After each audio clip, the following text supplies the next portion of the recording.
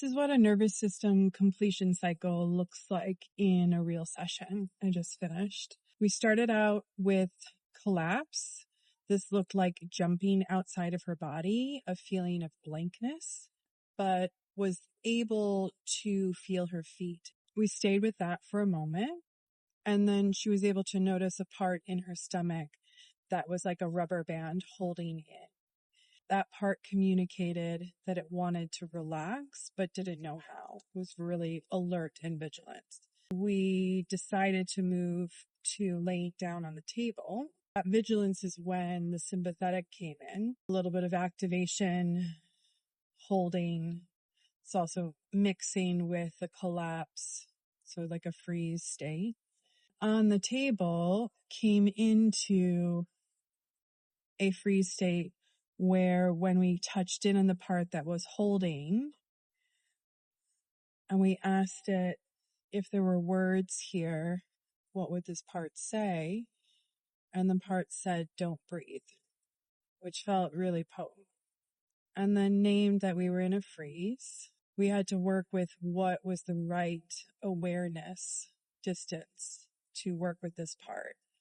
Because if we were too close, it would kind of stay in that hiding freeze place. So we had to kind of move our awareness wider to outside of her body to kind of give it some space. And once we did that, it started to have some more of that sympathetic activation come in, that hypervigilant, I'm watching out. And I said, well, if this part could do anything, no consequences, what would it do? And it said I'd pack up and leave.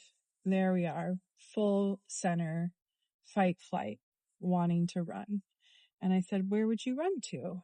And they would run to a relative's house that was safe and swim in the pool.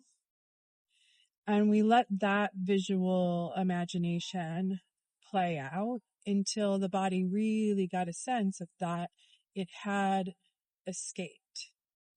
And she was able to feel, I escaped, I got out. That's the completion of that sympathetic fight-flight response. And then what came through was prompting, which is the kind of celebration that we do after we win.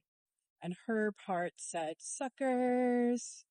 And so that to me signifies we have made it to the other side. The part knows that she made it. And then we bring in more of present time awareness, feeling ourselves on the table, noticing the room, and that brings in the rest, which is the completion from activation all the way down into deactivation.